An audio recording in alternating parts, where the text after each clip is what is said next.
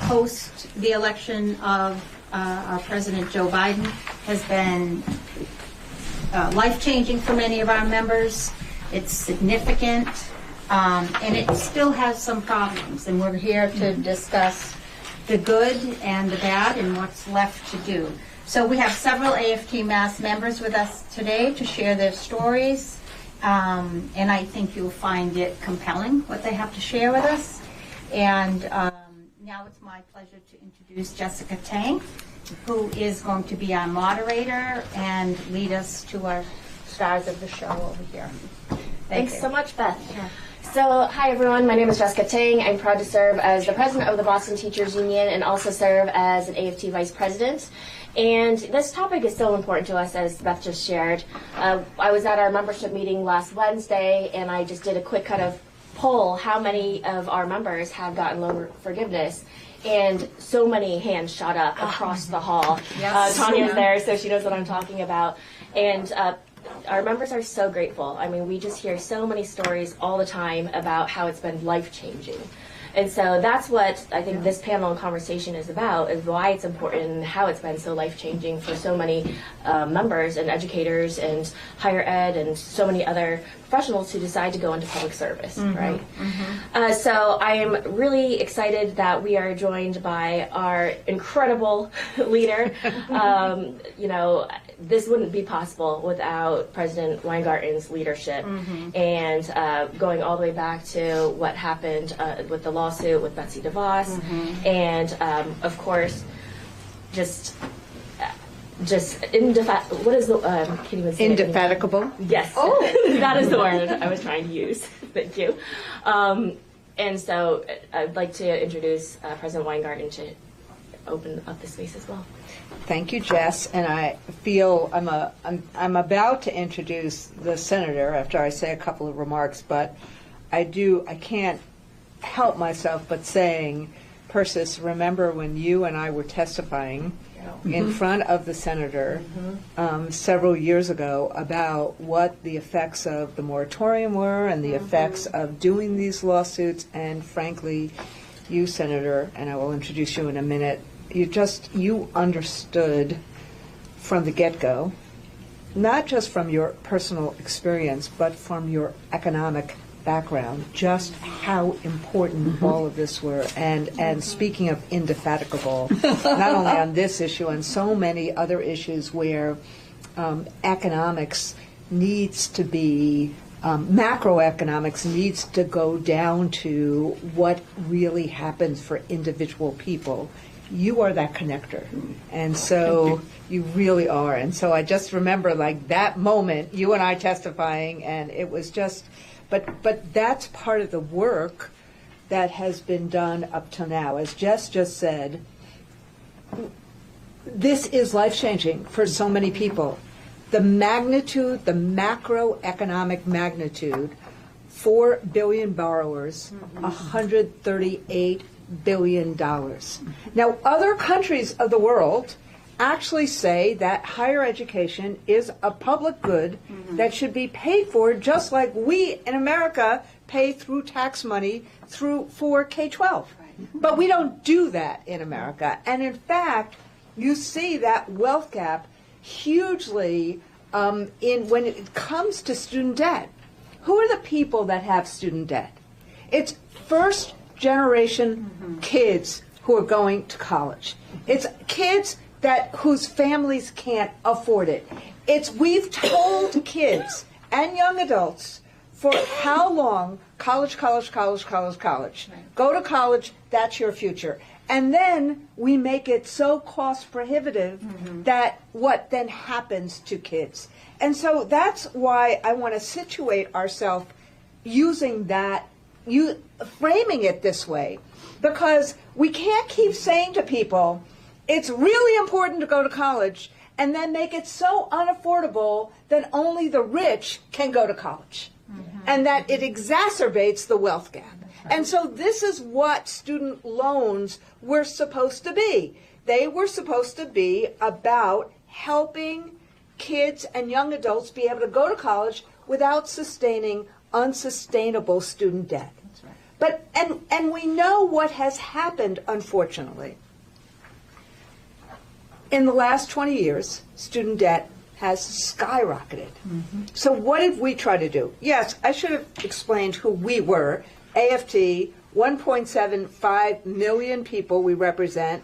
We are now the fastest growing nurse union. We represent 70% of the of those who are organized in higher education, and we represent all these amazing educators who are in front of me right now. But our goal is, and the belief is, that everyone deserves the freedom to thrive. And we know that's fueled by opportunity, justice, and a voice in our democracy. So I take that step back of saying, of course we're taking on this issue of student debt. And what we saw years ago, and we started teaming up with Senator Warren and others, is that our members were completely burdened by their student debt. They couldn't buy a house. They couldn't raise a family. They couldn't see their way to a future of in public service and having unsustainable student debt. And so once we saw that in polls and other things and talking to our folks, we said, what are we going to do about this? And we tripped on the Public Service Loan Forgiveness Program, which was supposed to be an answer. It was supposed to be, passed in 2007, something that said, if you work in the public service for 10 years, your debt is going to be excused after the 10th year. That shouldn't be so hard to implement. That's right. But what happened? Betsy DeVos, 2017, 10 years, 98% of those eligible didn't get it. 98% of those eligible didn't get it. So what we did was we said, okay, let's figure out what's going on here. One issue was the federal government and their Gordian knot in terms of how, because the Department of Education was handling this by that point, of making it impossible in their maze. But the second was the servicers. And Navient at that point was the principal servicer, and both were bad. So we sued both of them. We sued Navient to say, get your blank, blank, blank together. Like, you can't lie to people. You can't give people a running room, the runaround. You're the servicer. Profits can't come before people. But then we also said to the federal government, to Betsy DeVos, what are you doing? If somebody is eligible, stop making this like you're trying to make them ineligible. And let us just say that because of Senator Warren and others, we were able to change that. So think about how many people get it. Now 98% of people get it, including Sheila O'Neill, who just found out this morning. But as good as the federal government has been right now, and they have been, thanks to a lot of accountability from Senator Warren and others, and thanks to Joe Biden's heart and understanding this was important, and he did the work. 4 million borrowers who have their debt canceled, $138 billion. That is life-changing. And as good as that is, the problem is the one who now substituted for Navient, Mohila, is as bad as Navient was. And so that's why we're also taking on Mohila. Good. And we're also basically saying, don't repeat what Navient did. Learn from it. We need to reward good behavior and hold bad behavior accountable. Isn't that what we do in schools all the time? So, but the person who's been helping us through all of this, I think I just took like 10 years in 4 minutes. Yeah. The person that's been helping us through all of this, the person, because you need people in government who are your champions. Government, politics is not a destination. Politics is a means to change the rules. And you need people who understand how to change those rules and change them for benefit of people. And that person, one of the people who do this the most in the United States of America, is none other than the senior senator from this great state, Senator Elizabeth Warren. Way too generous, but thank you, Randy. Thank you very much. Not generous Beth. enough. Yeah, thank you, Jessica. You know, I just want to say a couple of words to get started here. When people ask me about how worried are you about the world, I say I'm really worried. How worried are you about our country? I believe in education. I believe it is our best opportunity to build a nation that works, to build families that work, and to have individuals that wherever they started, they really have an opportunity to be whatever it is that is within them. Many of you know I was a special ed teacher, and a part of me will always be there and understand the importance that a teacher can make in a child's life. So I just want to start by saying we've got real teachers here today, and thank you for all that you do. It means the world. But we have a problem. It is exactly as your president described it. You know, I think of it this way.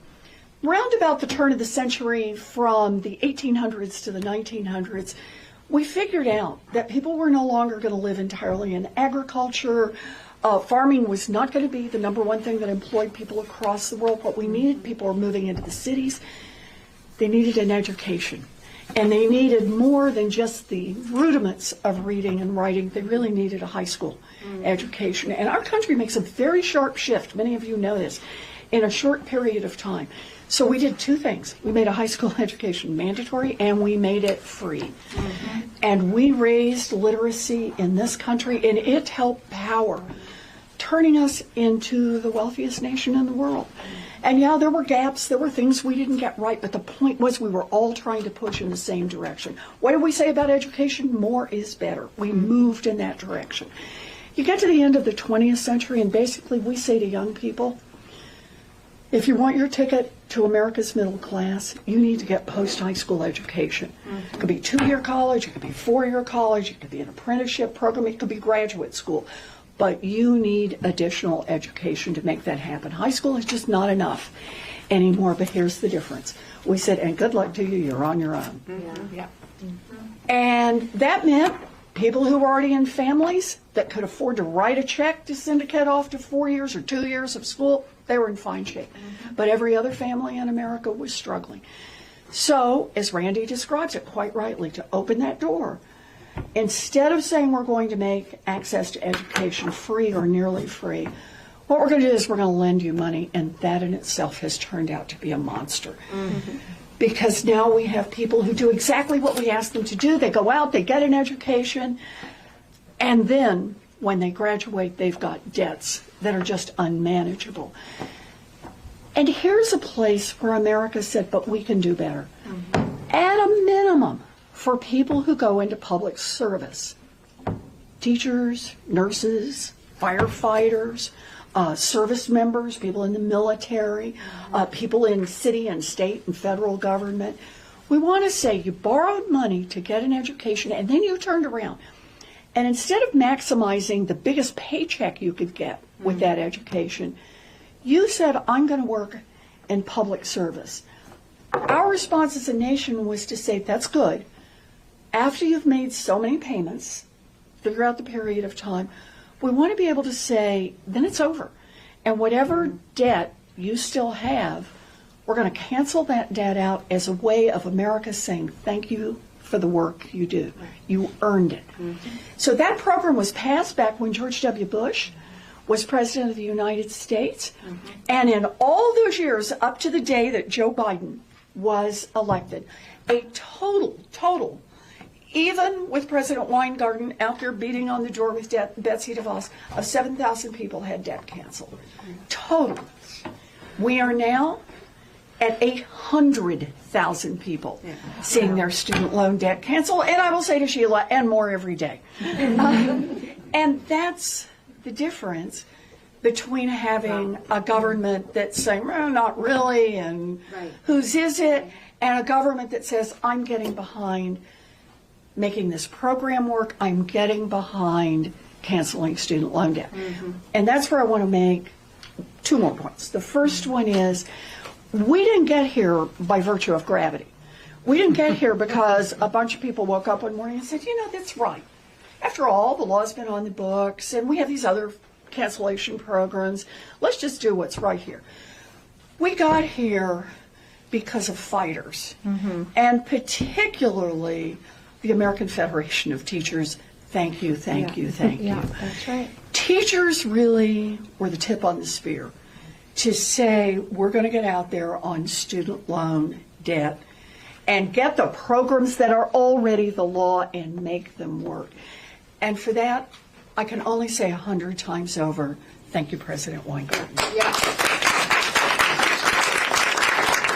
Without that, these programs would not be working. She also was instrumental on making sure that Joe Biden understood. I mean, we're going to leave it that way. Understood really what's going on. You know, there are a lot of people who say, hey, those people have college degrees. They're all rich. They'll all be fine. So what if they have to pay back student loan debts? It was being able to tell the schools, the teachers and nurses principally, but others, to say, we've got to do better. We have to invest in our people and in their educations. And it's made all the difference in the world. So that's She's the good being news. too kind. No, that's the good news. Because this really is a partnership. It is. And it took both of us. Yes. I want to say Congresswoman Ayanna Pressley, Yes. a big shout out. Ayanna was there every day. NAACP Yeah. made this one of their top 3 agenda items for this period since Joe Biden has been elected. Right up there with voting rights, wanted cancellation of student loan debts. So we had good partners here. The AFL came in and was an excellent partner because Randy made sure they were an excellent partner. And we got a lot of folks on board for this, and it's the right thing. And then to have the Student Borrower Protection Center, to have an independent group come in, analyze the data, and be there to continue to do the supports and hold everybody accountable. And that brings me to the last thing I want to say, and that is about accountability. We can sit around and be happy about what we've got, and it is so much more than we had before, but it is not as much as we are entitled to. It is not as much as we are going to get. So you're exactly right about Mohilo.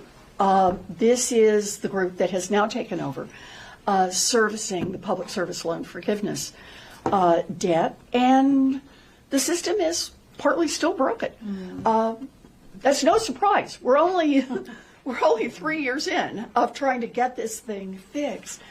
But a couple of weeks ago, the AFT and the Student Borrower Protection Center, put out a terrific report on the shortcomings of Mohilo and work that we still need to do to make sure these loans are appropriately being processed.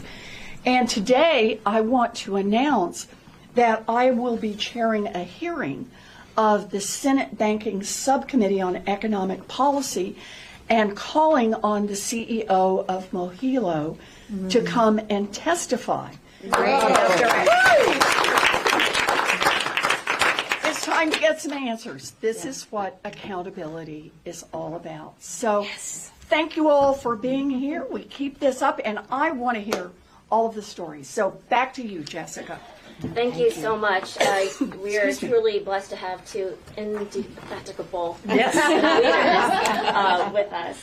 And would like to introduce you to another one, Persis Yu, who is also the Deputy Executive Director of the Student Borrower Protection Center. And so I'm going to pass it to you next. Thank you so much, Jessica. Thank you, Senator and President Weingarten. And thank you all for allowing me to join you today. I'm the proud parent of 2 Boston Public School kids. And so I am so grateful for the work that you all do to nurture our, both from a personal standpoint, but, as a citizen, that you are nurturing our nation's future leaders. Our mission at the Student Borrower Protection Center is to alleviate the burden of student debt for millions of Americans across the nation. And it is an honor to be in the fight with all of you. As the Senator and President Weingarten have said, addressing the student debt crisis is a critical racial and economic justice issue.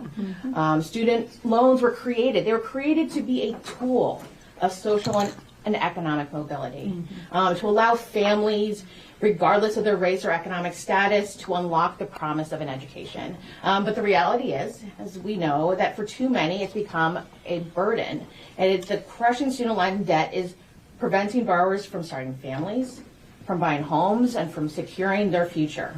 I've been really proud to stand with Senator Warren and the AFT over the last 3 years as we witnessed President Biden propose one of the most sweeping student debt relief programs in history.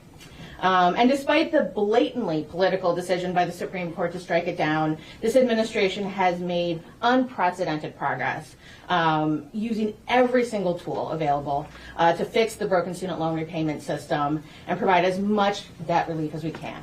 We've heard the numbers. 4 million borrowers have had their lives changed forever. Wow. And it is incredible. And what else is incredible is this administration has not stopped. It is still going, right? So, but with this unprecedented progress and momentum, we know that it is all threatened by the same servicers that get paid millions of dollars to help these borrowers manage their loans. So as you've heard, we're clearly very proud of this report on the Mohila papers, right? So a couple weeks ago, Student Borrower Protection Center and AFT put out the report, the Mohila papers, which uncovers evidence from a year-long investigation into Mohila, the primary servicer, which you all are, I'm sure, very familiar with, responsible for public service loan forgiveness. And also the very same servicer that was central in the Supreme Court case that robbed 40 million student loan borrowers of their critical debt relief. So what we found is that at a time when tens of millions of borrowers are struggling to navigate this system, they're stretching their budgets, the system has been changing, the ground is shifting, and they need help. But instead, more than 4 in 10 Mohila customers are experiencing servicing failures. Mm-hmm. Instead of performing basic servicing functions such as providing borrowers with access to correct information about their loans, about their loan options, processing very basic forms, Mohila chose a complex call deflection scheme, a Byzantine loop of misinformation and false promises. The call deflection scheme, and this is their words, not mine, call deflection diverts borrowers away from customer service representatives, often to non-operative parts of Mohila's website, even though many servicing functions can only be done by a customer service representative. So to borrowers needing help getting onto President Biden's new Saving on a Valuable Education, or SAVE plan, the inability to get this information can cost them hundreds, if not thousands of dollars in this next year. Mohila's servicing failures are particularly harmful to public service workers and prevent them from getting the critical relief that they are entitled to. What we found is that federal records show there are more than 800,000 unprocessed PSLF forms. Borrowers are getting incorrect information about their payment counts. And public service workers with eligible employment are getting denied, and we don't know why. So make no mistake, Mohila made choices. In the last 3 years, Mohila has more than tripled in size in its loan servicing portfolio. And borrowers are the ones who are bearing this cost, right?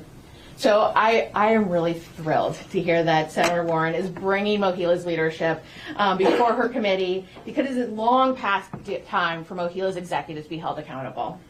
The choices have consequences. Mohila must be held accountable. And we need to also tell President Biden that he needs to keep going, right? I am so excited to be here today to listen to the stories of folks who have experienced the life-changing impact of student loan cancellation. These are really the stories that fuel us to keep going. And I am so proud to be in this fight with you all. So thank you so much for having me here. Thank you. So I couldn't help but notice that we have an incredible panel of women, and I thought how appropriate for Women's History Month. Women's History Month. That's right. Women making history. That's right. So we're going to start with our first question to Diane Welch. And Diane is a Peabody reading teacher. And I wanted to ask you, can you take us back to the day you were notified that President Biden canceled your student debt? And what did that moment feel like for you? Oh, absolutely. So, first of all, congratulations again, Jill. Thanks. Yes, the first thing that I did was I called Beth. And I said, I've read this 5 times already, and I'm still in shock, and I'm not even sure that this is true, even though it's on the letterhead and it looks all official. And it just immediately, we talked about just how it changes everything. It took away what I referred to as the mortgage, because it was a great deal of money. And when you think about, I literally, this is just a terrible thought, and I told some of you this earlier. I literally said, this debt is going to outlive me. And it would impact my ability to, retirement. And it really, as a career changer, that I had a great deal of money to repay. And it was something I thought of every day and how it would impact me.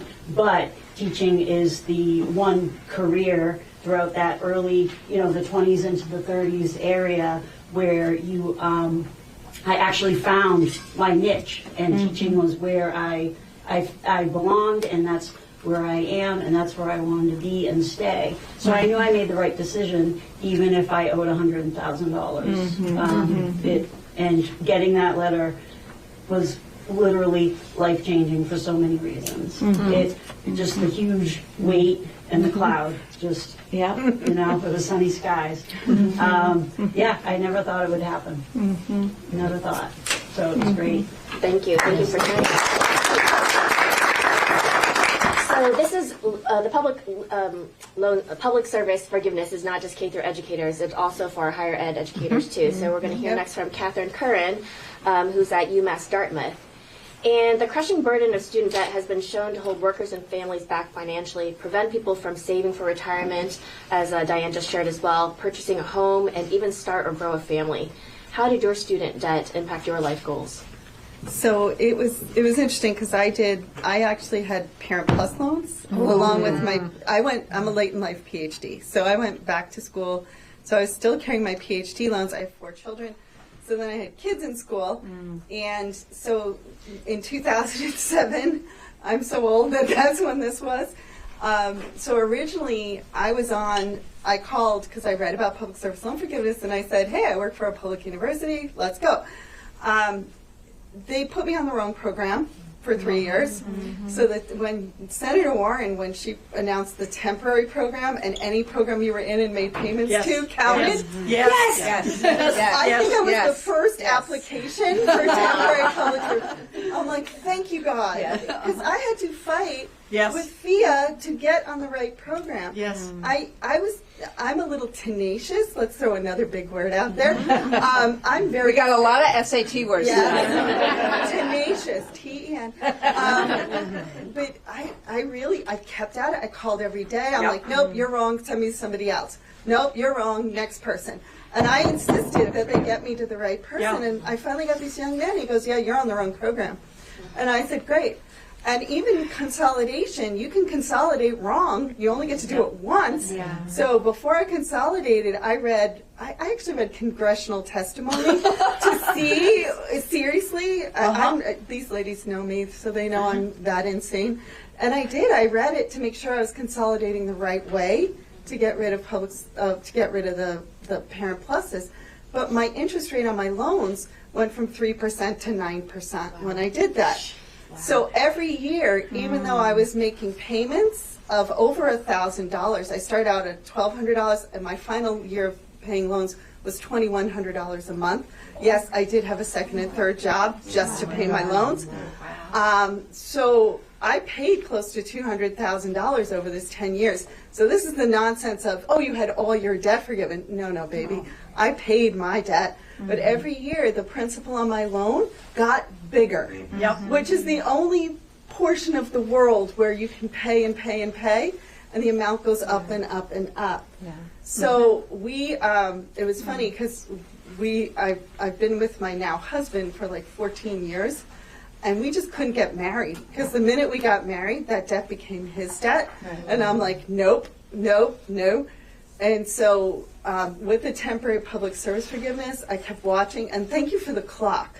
Because you ladies don't know, but back when this started, there was no clock. You had no idea how many payments counted for what. And they would tell you, oh, we'll get to that. We'll tell you that, which they would never tell you. So when the clock went up there, I was like, look at that. They can count. It's not that hard. 1, 2. But, you know, so that made a huge difference. And then it turns out I was paying for 3 years. Remember those 3 years? I was paying 3 years longer than I had to. And my daughter will tell you, because they were all laughing at me, because I had this like stack of checks. Because they literally had to refund me 3 years worth of payments because I'd overpaid for them. So yeah, we got married last year. I got rid of my second mortgage. I'm down to one job.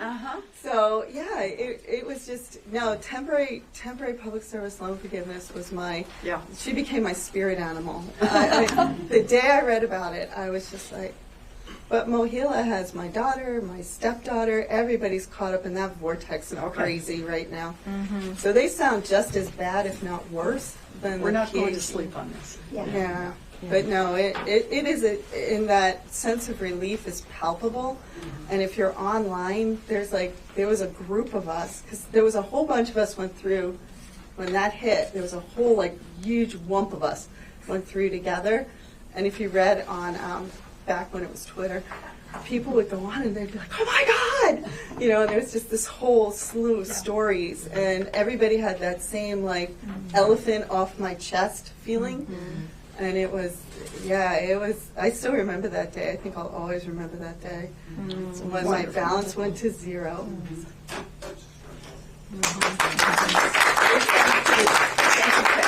So I think we can all agree that you shouldn't have to have a PhD and read congressional statements to get loans forgiven, right? And so I think that's another reason we're so grateful for your work is to help clarify the process. And I know Beth has been a leader in Massachusetts in helping to set up those debt clinics because so many educators do need to get help. And I think Tanya may have participated in one of the ones that BTU did as well to be able to get her loans forgiven. And so, Tanya, can you tell us, now that you've had your debt forgiven, why is it so important for others to experience the same economic freedom? You know, people think that because you have a 2-income household, right? Like, you have 2 people in your house that have both gone to college, you have good jobs, so, like, it should be easy for you, right? But it's not. Like, we have 4 children, we have a lot of expenses, we actually couldn't afford to buy a house in Massachusetts, even though I work in Boston. We live in New Hampshire because I couldn't afford anything that was in Massachusetts. So we, as like middle class families, right, a lot of people like make enough money so that you can't qualify for any like relief programs, but not enough to like pay your expenses and save. We're told like you need to put aside an emergency fund. But you can't put aside an emergency fund if you're living paycheck to paycheck. You can't save if you don't have enough to pay your bills. I'm supposed to be saving for all of my 4 boys to go to college as well. The amount that we have in their college funds is not going to pay for college. So it's just really important that people can feel like they can someday move to like another level. Like if we, like I grew up in an immigrant family. My mom was from Haiti, my dad's from Puerto Rico, and we were just subsisting. We were a low income family, and I was the first one to go to college. But I had to take out student loans because my parents couldn't pay for that. So I did, and I wanted to be a teacher since I was in like 5th grade, so I knew that's where I was going. But I was paying loans for so many years, and just like you, I was in the wrong kind of loan payment. So I paid for 10 years, and then I was like, oh good, loan forgiveness, and they said, no, just kidding, you're the wrong kind of loans, so just keep paying. And so until this program came up, they said we can count all those payments too. That's when I finally was able to apply. So people need to feel like they can, like that extra $680 a month can now go towards paying for things for my kids, paying for savings. Oh, you want to do basketball? We can do basketball. Because before we had this really big payment that we had to make, but now you can. So people should be able to have money for saving, but also money to enjoy their life, not just pay for the things you need. That's right. Let me just, before we go on, let me just interject that we do a weekly virtual student debt clinic, which we do every single week. And our next one is March 20th. And we always want to make sure that people know what it is. It's, you go to the AFT website and you go to student-debt clinics and you'll find it. But what we've tried to do as an AFT is to keep making sure the information is out there. And we also have a navigator that we have paid for. It's a benefit for our members. But all of what all of you have said, the layers and the layers and the layers have been so hard that we've needed to change regulation. We've needed to really have this constant, ongoing oversight and push, because there could be a cent that was different between a payment you made and what you owed both ways. And all of a sudden it'd be like, go back to go. Go back to zero, do not collect. And so that's why we're doing these weekly online debt clinics for any member. And what we've been doing is doing them for others as well. So I just want to make sure that that information is out there. And I know there's an April 30th deadline for loan consolidations and PSLF and SAVE and whatnot. And I just want to make sure we keep on getting that information out. Thank you. Okay, if you're going to interrupt, I'm going to make one quick point. Please. And that is the importance of unions. Yes. That it is because, not because there were several individuals who had good ideas, it's because you work collectively. Exactly right. And you have a president who is organized and in the fight and backed up by her members. That was part of how we got these changes through. But it is also part of how we keep disseminating the information and have an organized way to build for here are other places where we need oversight and other changes we need to make. It is the collective power that gives us the ability to make change and make that change effective. And so I just want to put in that little commercial for it too. Great. Thank you. It's something Jessica tells me on a regular basis. We talk about the BTU and the importance of the work collectively that we do, not just each of us separately doing great jobs in our classrooms. That's 100% right. Exactly right. So it's the activism, it's then the leadership in getting the laws and regulations passed, and then it's getting the information out so that everyone can actually benefit from the changes. Yep. For sure. So thank you. Good point. All right. So we know that there have been challenges to getting debt forgiven in the first place. So next we're going to hear from our award-winning art teacher from Lynn Classical. Oh, right. good. All right. Yeah. So before your debt was forgiven, did you have any issues with the company that serviced your loan? Any colleagues that are still having issues? Yes. So, as Jessica said, I am an art teacher, and we sometimes have a stereotype of being a little flighty, a little disorganized, chaos in the art room. I am not that art teacher. My room is very, very well organized, and I'm that kind of person at my core. I'm very organized. I do my research. I do my homework.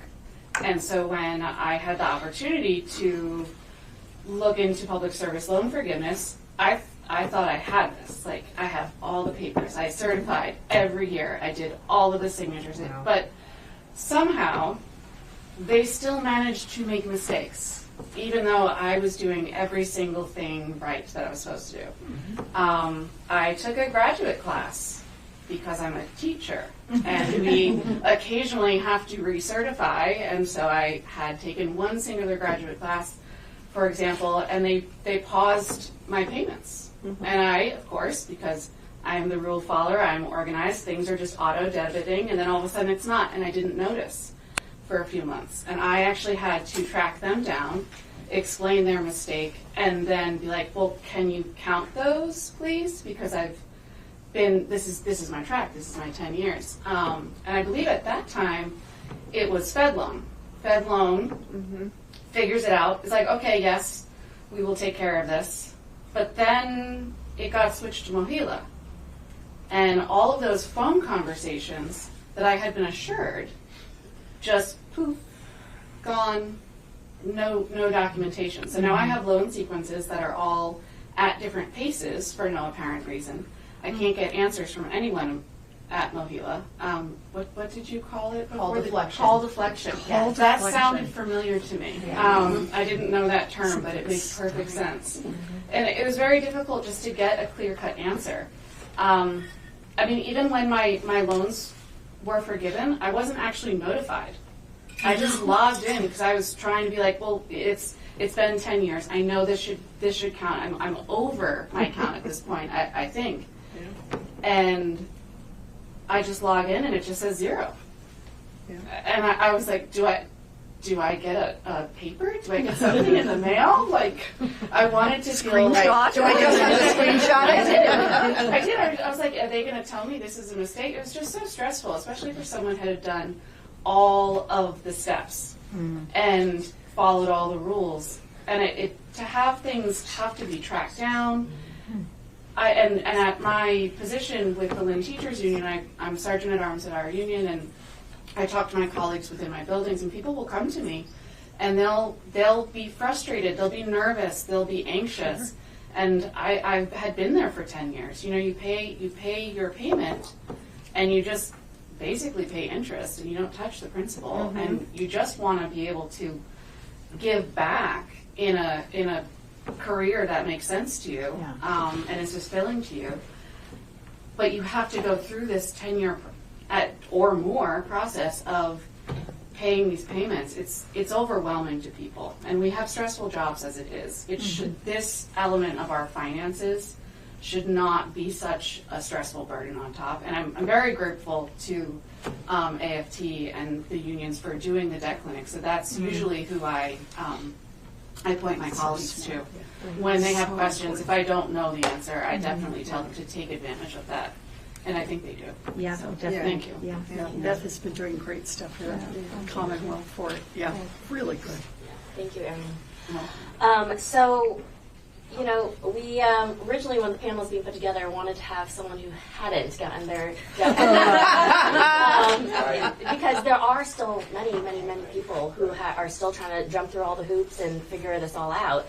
And we did have someone who, as of yesterday, had not gotten their debt forgiven, and that's union leader and elementary school teacher Sheila O'Neill. But as we shared earlier, you have some great news to share. I did. I received the email and I went on to Mohila and checked, and it said you have paid 121, so they're going to owe me some money, payments, and that my debt relief has been given, and it'll be about $54,700. It's definitely life-changing, and like I too had Parent Plus phones, and if it wasn't for the student debt clinics, Beth and we became student debt people, and we got trained, and because of that training, I knew that I had to consolidate, and I had to do it the right way, and because I went to the debt clinic, thank God for AFT, that I did consolidate them correctly. I also did the temporary, so I had that saved me, gave me like about 60 payments that had not been counted before. Also, summer. I used every avenue that we were given for free. And, like, I can retire now. Such a burden, like I was paying almost $600 a month, in order to get to this point, and it'll make a difference because all of that's going right in the retirement fund. Good for you. From today forward. Good for you. That's a second job. Yeah. Public Yes. school I have to pay for. I'm carrying this around. Congratulations, Sheila. Thank you. So we have some other questions just for all of our borrowers here. And can you all think of another government program or benefit that has been impactful to you and your family? Tanya, maybe you could start us off. Yeah, so as I mentioned, my family was an immigrant family. We grew up in Lawrence, which is one of the poorest city in Massachusetts. But we really benefited from the WIC program, from food stamps. I really am happy that there's so much less of a stigma now with that program, because I know my mom you know, she felt like you have to get those little papers and like the cashier gave you a look. But now I feel like it's so beneficial, and so many of my students take part in it. And when we were younger, unfortunately, we didn't always have enough money to pay for the lights, to pay for the heat. So we had lights shut off, we had heat shut off. Just hoped that the heat got shut off in summer instead of winter. So as I got older, and now even as I was an adult, with my parents and my grandparents, they were able to take advantage of the programs for low-income families to assist with electricity, to assist with heat, and also to add insulation to your houses. So that's really been so beneficial. Thank you. Thanks for sharing. Catherine, did you want to share? Yeah, the GI Bill matters so much, and the revised GI Bill, the one for post-Afghanistan, we are a GI serving institution, and so I know so many of my students use the GI Bill. We're also 40% Pell recipients, and we have to deal with Pell. I don't know how many of you know, but tuition at UMass Dartmouth for in-state is now $15,652, which doesn't sound like a lot compared to Harvard, but it sounds like an awful lot if your dad's a bricklayer. So our food bank ran out of food 3 times this semester. Yes, we have a food bank on campus. Yes, we now have a clothing bank on campus. We do not serve, we're stuck between 2, I love the word, gateway cities, which is euphemistic for Dartmouth, for Fall River and New Bedford, 2 of the poorest cities in the state. So a lot of our kids really struggle. Pell Grants are still at nothing. I think when I had them as a kid in school. And, you know, $15,000 here will give you $2,500. Pell made a life-changing difference in my generation because tuition was $2,500. Right. Now it's not even their book bill. And so we need to work on, you know, it's not just forgiving the debt, it's really looking at the cost side of this equation. And Pell is still life-changing, but we used to have BOG, COG, all of these other programs that I benefited from being the child of a teacher of 4, you know, big Irish mob scene, 4 kids all in school at the same time. So we qualified for every grant program, which is the only way we all went through. But I look at my students with Pell checks and, you know, it just doesn't scratch the surface. By the way, housing is another $12,000 on top of that. So a year at UMass is close to $30,000 right now. That's the cheap public alternative. So there are great programs like GI Bill, and I have a lot of students that do go into the reserves just to get the GI Bill, just to be able to go to college. My son was in the Navy. He went through. He made the GI Bill sing. He got double major out of it. That's great. Yeah. That's wonderful. But we need to work on the cost side. If I could add something, Jessica, for a second. I went to school when we still invested in public higher ed. Oh, yeah. $250 a semester. Mine was $50 this semester. So- University of Houston, I didn't have 4-year degree, $50 every semester. Yeah. You could pay for college on a part-time waitressing That's what I job. did. The summer job covered. Summer job covered the whole thing. Yeah, because we wanted our kids to get an education. We thought that was a public good for all of us. And it was at a time when there were a lot of, there wasn't a sense that, you know, that everything had to be a public good. I mean, there was a real sense that education, bipartisan, was really important. And a real sense, post-World War II, that education was really important and it needed to be a public good. Yeah, mine was in Texas. Yeah. And the taxpayers had invested enough that you could go to the University of Houston, which is where I went, the University of Texas, North Texas State, all of those schools for under $100 a semester. Because the good people of Texas thought that getting an education was important for all of us. And we build a future that way. No country builds a future by shortchanging the education of its children. Right. That's right. Yeah, Education is definitely critical to democracy, and reinvesting in higher ed has got to be part of the solution too. And so I'm going to just go to Sheila. Did you want to add anything? Yeah, just like I was a single parent, so I was on welfare and food stamps, and I also had housing. I had a housing voucher that I could live in an apartment, and so, it was really important, to me, for my child to grow up and there. And then I went back to school, when she was in the first grade and got my degree in teaching. Thank you, Sheila. Really important. Thank you. So we also know that student debt can actually exacerbate the mental health crisis. And so how did your debt impact your mental health? And maybe we can hear from Diane first and then Erin. Sure. Well, I know that it was constantly on my mind, as I mentioned before, and it impacted making decisions, just what I could and couldn't do on a daily basis. And, I, as a single woman living alone, I didn't have children, but I have a couple of dogs, but no, but and a cat.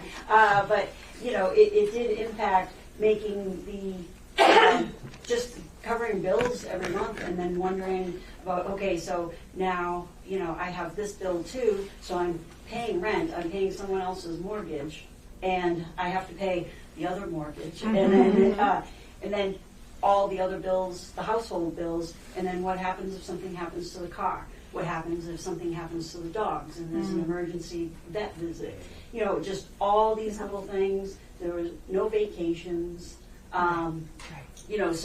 Socially it was like, sure, maybe I can do this, and you can't do that, but there certainly wasn't, a ton of plans being made that had anything to do with finances, and it was a constant, always looking in the checkbook to see what's left after these bills are getting paid, and then knowing that every year that payment is going up, because that's, the graduated system is going up every year, and I'm like, yeah, but I'm not making enough to cover what's going up. Yeah. So, and to be honest, when after I had a cry with Beth when I got forgiven, and There's a lot of crying going on. believing, I can't believe it. I must have checked at least a dozen times online to see the zero balance, because I didn't believe it. And Is it really still zero? Yes. Honestly, did they use the wrong person? Or they should have known. It really did release so much, because you don't realize when you're in it how much stress, because that's just life. And then you don't know how much stress you're actually going through in the moment, because you don't want to acknowledge how stressful it is. Yeah. Especially when you don't have anybody else to help pick up the slack in that sense. It's that burden's on you. So, yeah. Thank you for sharing. And Erin, do you want to add to that? I'm not sure that I have a whole lot more to add on, because it's the same experience, and it's the same thing that I've heard from other people. And like Tanya brought up earlier, even in a 2-income household, if you have kids, it's not enough. Right. We're, as teachers, I think people don't realize that our salaries are good, but they're not that good, especially if you live in Metro Boston. And so when you have an income-based repayment plan that you need to have, and you're like, okay, I'm doing the things, I'm making the right choices, I'm being responsible, but your salary goes up just a little bit, so does that payment. And you just feel stuck.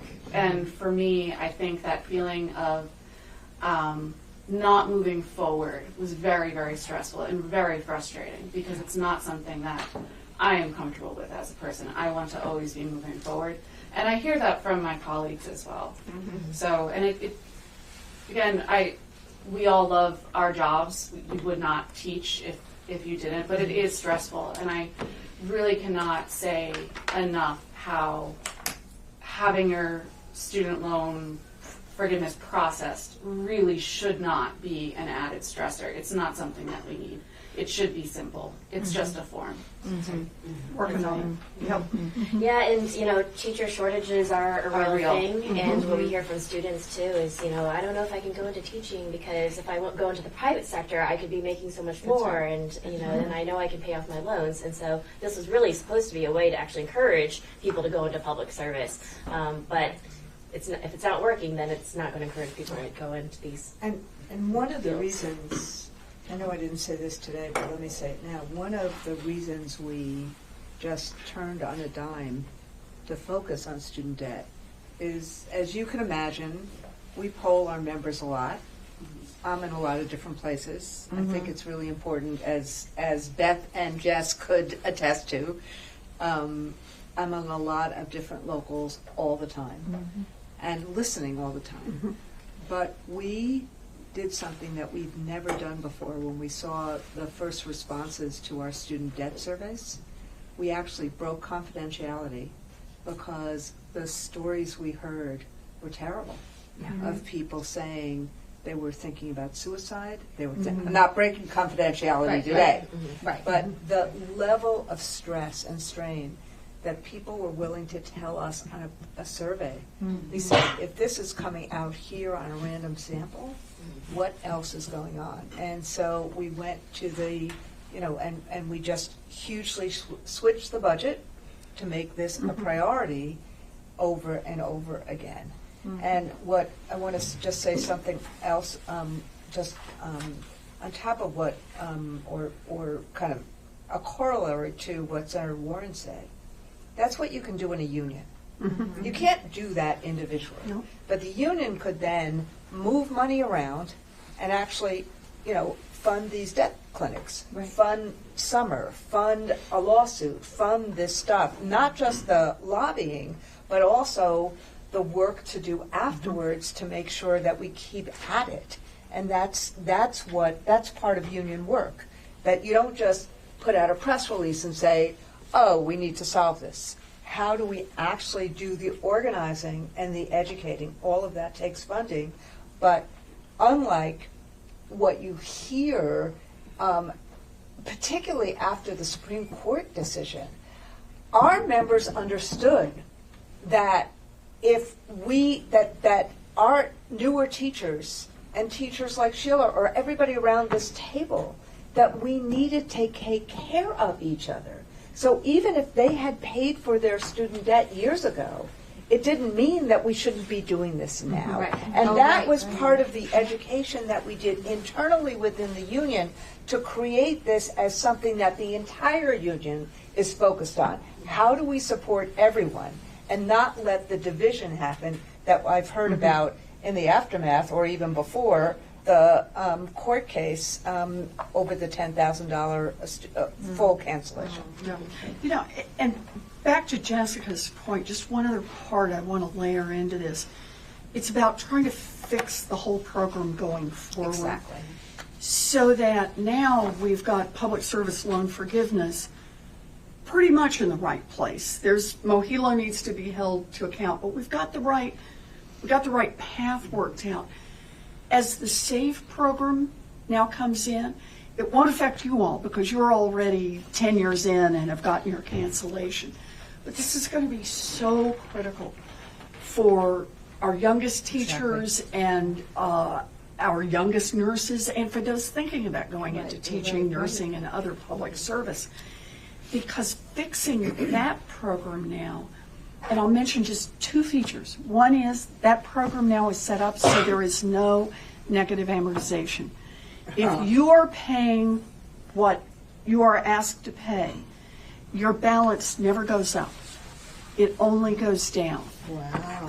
Which is a big difference, not only financially, but a big difference emotionally. You're not having to look every time, which is the way that program had worked before.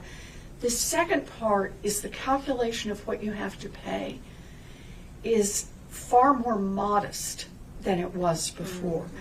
So people who are making, you always want to be careful because family size and so on, but people who are in the $50,000, $60,000 range, which is quite modest, their monthly amount may be zero.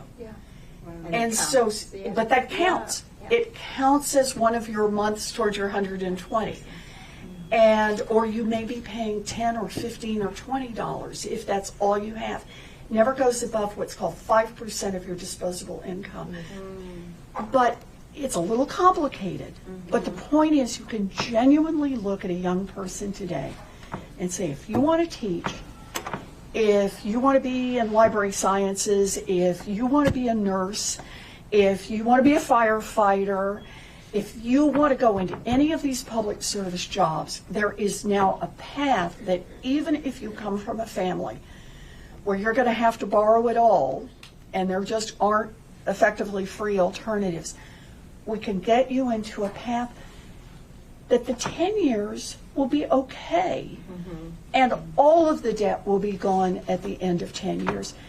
And as we start to filter that through the mental health aspect of this, but also things like, as banks begin to figure this out for mortgage loan applications and think, oh, wait a minute, now I understand what's going on here. I see the charges will be quite modest over time. This person can certainly afford a mortgage to be able to start homeownership much early. So all these pieces, it's a lot of complication, but these pieces are moving in the right direction. And I go back and say it again, the complication is why we have to work together. It simply is not enough to say it's there, good luck finding it. Yeah, exactly right. We have to work together so everybody knows about it. We have to work together so we continue to hold them accountable, right, Persis? Hold them accountable all the way through. Well, that's a perfect segue for our last question. Oh, last question. Because while we're definitely making progress under the Biden administration, we have been hitting some roadblocks. So this question is for Persis. After the Supreme Court callously blocked President Biden's First Step relief program, millions have been left waiting for relief. So why is the alternative plan that the Department of Education is finalizing an important opportunity to actually get relief to millions? Absolutely, thank you. Yeah, no, it's an excellent question, and I'm really in awe of the stories you guys have told, and I think back to the purpose of student loans that we've talked about, right? It is to unlock the promise of a higher education so that borrowers can experience, and students can experience economic and social mobility. And we're not getting social and economic mobility if you can't save for retirement, if you can't save to buy a house. We're not getting economic mobility if you have to work 2 jobs. And so what the president has proposed, and what we need to make sure to pave the road for him to complete, is proposals so that folks don't fall through the cracks. Too many people are falling through the cracks. PSLF is vitally important. Income during payment and save is vitally important. But we know that too many people have fallen through the cracks. And this is why it's so important that we have the new rule that President Biden proposed, which addresses hardship, right? Just the concept of hardship, right? A broad rule that can be flexible, that we can say, we know that there are certain indicators that say that we know that this means you're experiencing hardship, but that also we can also be flexible because we know that not everyone fits into a box, right? And so I think this is vitally important so that we can actually ensure that borrowers are able to experience that economic and social mobility, and we don't have their student debt crushing them and keeping them from that promise. Thank you. Super. So thank you to our incredible panelists for sharing your stories. They're deeply personal, but they are so reflective of so many experiences across our country. But I'm going to turn it to Senator Warren and President Weingarten to share any last remarks. My last remarks are just thank you. Thank you, Beth, for bringing us together. Thank you all for coming and telling your stories and for the work you do every day. Thank you, Persis, for the work. I'm a data nerd, as you know. Reports that actually do the investigation, a year-long investigation, I have used more than one report out of the Student Borrower Protection Center and appreciate AFT partnering up in getting this work done. Thank you, Jessica, for moderating, but thank you for all you do every day and how much you keep centering the experience of teachers. I sit at a lot of tables with Jessica around all kinds of other opportunities and centering the experience of our educators and how important that is. And thank you, Randy. Without your leadership, we wouldn't be here today. So thank you, thank you, thank you. That's it for me. Lots of thank yous. And I'll just say, I think where you started, Senator Warren, which is education is the great equalizer in this country. We need more than education, but education is a great equalizer. Education is one of the few things that we say to Americans that you can actually dream your dreams and achieve them by having knowledge. And so knowledge means we need to make sure it's accessible and affordable. And whether it is the knowledge makers, like all of you around the table, or the knowledge, or those who are trying to get the knowledge, our students, the fact is that we need to make it accessible and affordable. And this is the work that we do. And for me, listening to all of you, and thanks, Jess, for moderating, and thank you, Beth, for hosting. Sure. This is union work. And so what comes together here is legislators like Senator Warren who rewrite the rules to make sure the public good is actually real and actually there. And it's educators who can actually get the relief they need to do the work they want to do through a union that is fighting to make this happen. That's how we create and recreate a middle class, and that's how we recreate the dreams and the realization of dreams in America. So thank you, all of you. Thank you.